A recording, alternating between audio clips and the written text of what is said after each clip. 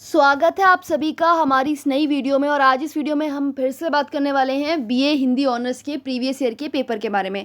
इस वीडियो में जैसे मैंने लास्ट वीडियो में कहा था कि मैं अगले साल 2018 का पेपर सॉल्व करवाऊंगी। इसमें हम 2018 का पेपर लेकर आए हैं और 2018 के पेपर को ऑब्जेक्टिव और सब्जेक्टिव दोनों ही पार्ट्स को हम सॉल्व करेंगे, दोनों पर ही हम डिस्कशन करेंगे थोड़ा सा। तो चलिए इस वीडियो को शुरू करते हैं बिना टाइम वेस्ट करे। तो सबसे पहला सवाल है, कौन सा शब्द तद्भव नहीं है? तो अब इसका जवाब आप लोग मुझे बताएंगे कमेंट सेक्शन में। नेक्स्ट क्वेश्चन है, ओणम की पर्व किस राज्य से संबंधित है? तो उसका सही जवाब है केरल। ठीक है, इसका अगला सवाल है आपका यहाँ पर कि बिहू किस राज्य से संबंधित है? तो बिहू आसाम से संबंधित है। अगला सवाल है, दादा साहेब फाल्के पुरस्कार किस क्षेत्र से जुड़ा है? तो ये फिल्म क्षेत्र से जुड़ा है, ऑप्शन ए। हिंदी की पहली मौलिक कहानी कौन सी है? इसका सही जवाब है इंदुमती। ठीक है, तो उसका सही जवाब ऑप्शन ए है। इसके बाद नेक्स्ट सवाल है, पर्दा कहानी किस लेखक की है?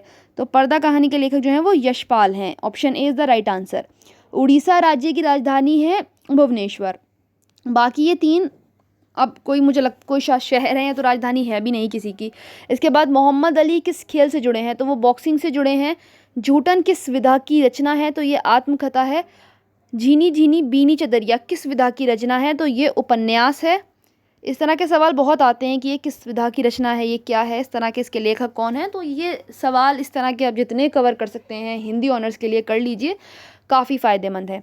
इसके बाद नेक्स्ट क्वेश्चन है, इंशा अल्लाह खान की कहानी कौन सी है? तो वो है रानी केतकी की कहानी, ऑप्शन बी। महात्मा गांधी की पुस्तक का नाम है माई एक्सपेरिमेंट विद ट्रुथ, सत्य के साथ मेरे प्रयोग। कई बार ये नाम इंग्लिश में दे देते हैं, कई बार हिंदी में दे देते हैं, तो आप इसको याद रखिएगा। भारत रत्न सम्मान अभी तक किसी को नहीं मिला। तो बाबा साहेब भीमराव अम्बेडकर को भी मिल चुका है, राजीव गांधी को भी मिल चुका है, एपीजे अब्दुल कलाम को भी मिल चुका है। तो बचे कौन? मनमोहन सिंह को अभी तक नहीं मिला। अमर्त्य सेन किस क्षेत्र से जुड़े हैं? तो ये अर्थशास्त्र इकोनॉमिक्स से जुड़े हैं। कांस शहर किस क्षेत्र से संबंधित है? तो कांस शहर जो है वो चूड़ियों से संबंधित है और चूड़ियों का संबंध फैशन से होता है, इसलिए इसका सही जवाब मुझे ऑप्शन सी लगा। नेक्स्ट क्वेश्चन पे आते हैं, अंतर्राष्ट्रीय फिल्म समारोह किस राज्य में होता है? तो वो गोवा में हुआ था। कौन आलोचना विधा से संबंधित है? रामचंद्र शुक्ल जो है वो आलोचना से संबंधित हैं, एक आलोचक हैं। कौन सी कहानी प्रेमचंद की है? तो पूस की रात जो है वो प्रेमचंद की बहुत फेमस कहानी है।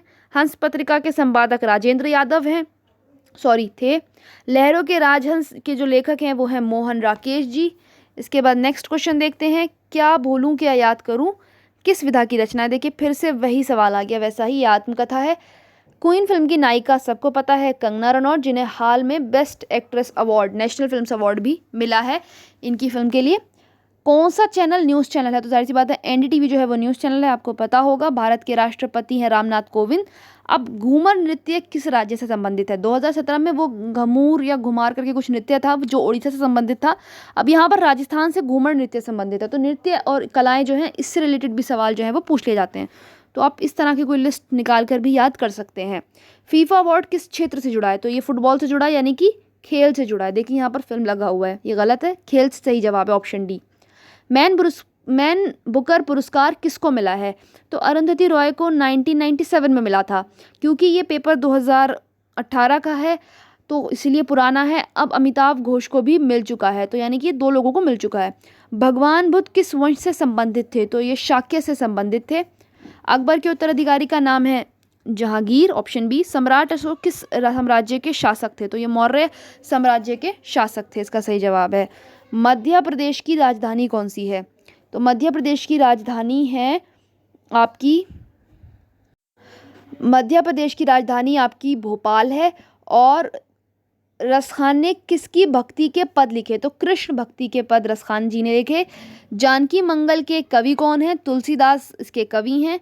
कौन सा कवि ब्रज भाषा से संबंधित है? तो Surdas, option C is the right answer. इसके बाद क्वेश्चन है, रश्मि रथी के रचयिता कौन है? तो रामधारी सिंह दिनकर जो हैं वो इसके रचयिता हैं। इसके बाद अगला सवाल है, कवि बिहारी लाल किसके राज्यश्रय में रहे? तो इसका सही जवाब मुझे नहीं पता, अगर आपको पता है तो आप कमेंट सेक्शन में बताइए।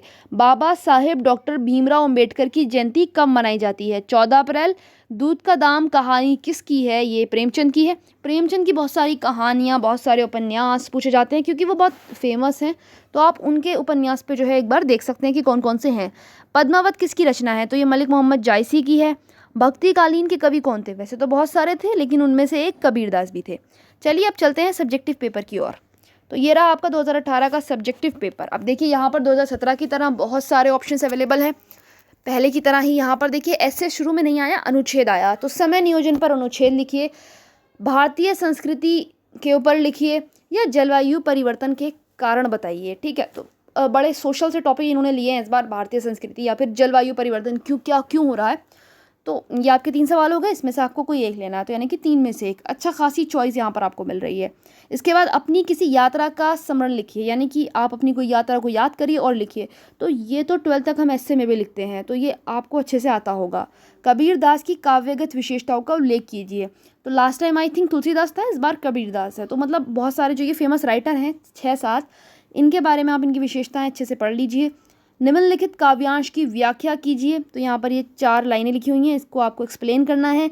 उसके बाद निम्नलिखित में से किसी एक का पल्लवन कीजिए। गागर में सागर, एक अनार 100 बीमार। उसके बाद ये वर्षा जब कृषि सुखाने। तो खैर एक सवाल ये हो गया आपका यहाँ पर, जिसमें 3 में से आपको एक को एक्सप्लेन करना है। तो लोकोक्ति और मुहावरों के ऊपर एक्सप्लेनेशन करने को आ जाता है। तो सबसे ज़रूरी बात है कि आपको उनका मतलब समझ में आता हो, तभी आप इनके ऊपर कुछ लिख पाएंगे। इसके बाद यमक और श्लेष अलंकार के भेद को सावधारण स्पष्ट कीजिए।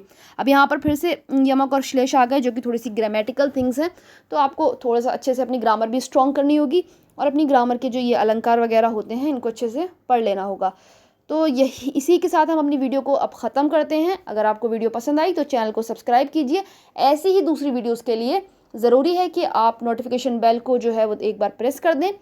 इसके बाद जो नेक्स्ट वीडियो हमारी आएगी वो कुछ इंपॉर्टेंट क्वेश्चन सब्जेक्टिव के मैं गेस करूंगी या बताऊंगी आपको, जो 2021 में आने के चांसेस हैं। वो क्वेश्चन 17-18 के पेपर को देखकर ही हम आइडिया लगाएंगे, 19-20 के पेपर को देखकर ही। अगर आप मुझसे बात करना चाहते हैं किसी विषय पर, तो आप कमेंट सेक्शन में कमेंट करके मुझसे कुछ पूछ सकते हैं किसी भी कोर्स के बारे में।